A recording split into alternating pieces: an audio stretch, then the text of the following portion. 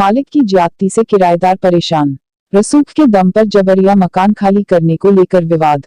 शहर में संपत्ति के विवाद थमने का नाम नहीं ले रहे। एक बार फिर रसूखदार मकान मालिक ने किराएदार को प्रशासनिक दबाव दे के मकान खाली कराने का मामला सामने आया है। मामले में प्रशासनिक अधिकारियों की मिली भगत की बात भी सामने आई है। यहां तक कि मामला हाईकोर्ट पहुंच गया है, मगर मकान मालिक का रसूख ऐसा कि उसके इशारे पर प्रशासनिक अधिकारियों ने मामला हाईकोर्ट में होने पर भी अवैध कब्जा बताते हुए जबरिया मकान खाली कराने के नोटिस जारी कर दिए। जिस तरह से मकान मालिक षड्यंत्र पूर्वक प्रशासन का सहारा लेकर किराएदार पे मकान खाली कराने का दबाव बना रहा है, उससे किराएदार बहुत परेशान और असमंजस की स्थिति में है। बड़ी बात यह है कि किराएदार की सुनवाई कहीं नहीं हो रही है। समय समय पर मकान मालिक ने किराएदार को घर में घुसकर मारपीट गाली गलौज करते हुए जान से मार देने की धमकियां भी दी, जिससे घबराकर किराएदार ने थाने जाकर शिकायत दर्ज कराने की कोशिश की। तब वहां उसका आवेदन तक लेने से इनकार कर दिया गया। किराएदार को अपना पक्ष रखने के लिए मियादी नोटिस भी समय सीमा गुजार कर भेजे गए, ताकि पीड़ित किराएदार अपना बचाव भी न कर सके। और तहसीलदार मल्हारगंज द्वारा मकान से बेदखली का तुगलकी फरमान जारी कर दिया गया है। आपके घर को खाली करने के संबंध में क्या मामला है आपके घर का, ये बताएं। ये हम 15 साल से यहाँ पे रह रहे हैं, 15 से 17 साल से। और ये हमारे पहले मकान मालिक थे महेंद्र सिंह जी छाजेड़, जिनका देहांत हो चुका है। और इस देहांत होने के पश्चात हम उनके लड़के को किराया देते रहे। उसके बाद में फिर उनके पोता पोती 4-5 जने और आ चुके। अब हम किसको मकान मालिक माने किसको किराया दें, तो उनको नहीं देते हुए हम इसको किराए को कोर्ट में जमा कराने लगे। उसके बाद में इनने वाले मकान बेच दिया, पोती वगैरह इनने, जबकि इनका कोई रोल नहीं था इसके मकान बेचने के अंदर।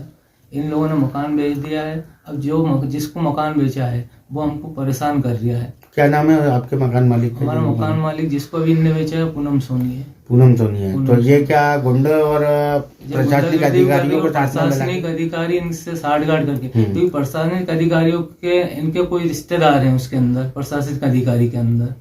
तो और झगड़े भी मतलब रोज झगड़े, जबकि बाबूजी ने हमको कभी भी परेशान नहीं करा और हमको बहू बेटे जैसे ही मानते थे। और हमको तो ये भी कहते थे आपकी इच्छा जब तक रहना, उसी हिसाब से हमने मकान लिया था। आपने कहीं इसकी शिकायत की? नहीं, इसकी शिकायत कुछ भी नहीं करी थी। जैसे गुंडे आगे आपको परेशान कर रहे हैं, 3-4 दिन पहले हमारे को इन्हें परेशान कर रहे थे और गमला उमला फेंक रहे थे, बच्चों को धमका रहे थे। तो हमने एक आवेदन मल्लागंज थाने में लगाया था। तो क्या पुलिस ने किसी तरह की कोई कार्रवाई नहीं की? क्योंकि प्रशासनिक अधिकारी पूरा इनसे मिला जुला है और कुछ भी हमारे पर कार्रवाई नहीं कर रहा है। आपका नाम? मनोज अग्रवाल। आपका? अर्चना अग्रवाल। मनोज अग्रवाल जी ने एक केस फाइल किया था। उसमें आपने एसडीएम और तहसीलदार पर आरोप लगाए कि इन्होंने कानून को एक ताक पे रख के एक तरफा जो फैसला दिया है। क्या है वो पूरा मामला? ये एक्चुअली क्या है, एक मकान है 33 सीताराम पार्क कॉलोनी में, उसका एक ग्राउंड फ्लोर का हिस्सा है 600 स्क्वायर फीट का। जो पूर्व में जो मकान मालिक थे, क्या नाम, छाजेड़ साहब, उनके नाम से मकान था और मनोज अग्रवाल उसमें किराएदार थे। अब उनके दिवंगत हो जाने के बाद में उनके इलाज द्वारा इनसे मकान विक्रय करने की बात की गई। कीमत ज़्यादा होने से इन्होंने मकान विक्रय करने से मना कर दिया। इन्होंने भैया हम मकान खरीद नहीं सकते, हम आपको नियमित किराया अदा करते हैं। उन्होंने इनसे किराया लेना बंद कर दिया और बोला हम मकान किसी और को बेच देंगे, और वो चले गए। अब हमने जब किराया देने की बात की तो इनके कभी भतीजा, कभी पोता, कभी पत्नी, छाजेड़ साहब के कोई भी परिवार से आके किराया मांगता था। तो हमारे लिए परेशानी ये थी कि मकान मालिक कौन, हमें पता ही नहीं हम किसको किराया दें। हमने सबसे बोला भाई आप लोग डिसाइड कर लें पहले कि आपका मकान मालिक कौन है, उनके जाने के बाद में उसको किराया देना शुरू कर देंगे। ये बताने को तैयार नहीं हुए। तो हमारे पक्षकार मनोज अग्रवाल की तरफ से हमने माननीय भाड़ा नियंत्रण अधिकारी मल्लागंज के समक्ष एक प्रकरण प्रस्तुत किया कि साहब इस मकान में हम इतने वर्ष से किराएदार हैं, इतना किराया दे चुके हैं, आगामी किराए के लिए हमें मकान मालिक के बारे में स्पष्ट जानकारी नहीं होने से हम आवेदन प्रस्तुत कर रहे हैं कि हमें बताया जाए कि हमें कौन मकान मालिक है, उसको किराया अदा करने को तैयार है। वो प्रकरण मेरा अभी भी माननीय न्यायालय में विचाराधीन है, उस पर कोई निर्णय नहीं हुआ। और उसी बीच इसी मकान में ऊपर रहने वाली पूनम सोनी ने इनका हिस्सा था वो मकान मालिक से खरीद लिया। और खरीदने के बाद में उसने खरीदने के 8 माह पश्चात एक दावा पराग जैन साहब एसडीएम साहब के यहाँ पे खाली कराने का भाड़ा नियंत्रण प्रस्तुत किया। हमारे द्वारा उसमें वकील पर प्रस्तुत किया गया। हमने आपत्ति ली कि साहब ऐसा कोई भी मकान जिसमें किराएदार हो, भाड़ा नियंत्रण अकोमोडेशन एक्ट के अंतर्गत उसमें 1 साल पूर्व, जब तक 1 साल आपकी खरीदी की तारीख को कंप्लीट नहीं हो जाता है तब तक आप इसमें दावा प्रस्तुत नहीं कर सकते। और लीव टू डिफेंस का मैंने आवेदन दिया कि मैं अपना पक्ष रखना चाहता हूँ। पराग जैन साहब ने मेरी एक बात नहीं सुनी। उन्होंने मेरा आवेदन खारिज किया और माननीय अभिभाषक संघ के द्वारा उस दौरान हड़ताल का आह्वान किया गया था। सभी अभिभाषक उस समय हड़ताल पे थे।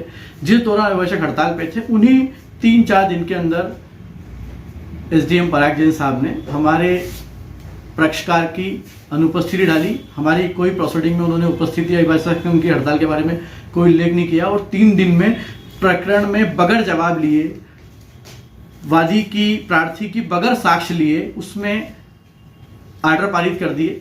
पूरी तरह अनलीगल तरीके से उन्होंने कानून को ताक पर रख के और बगैर साक्ष्य लिए उसमें ऑर्डर पारित किए। जबकि किसी भी एकोमोडेशन एक्ट कंट्रोल के अंदर यदि प्रकरण प्रस्तुत किया जाता है तो उसमें लीव टू डिफेंस के अंदर हमें अपनी साक्ष्य रखने का मौका अवसर मिलता है, वो दिया नहीं।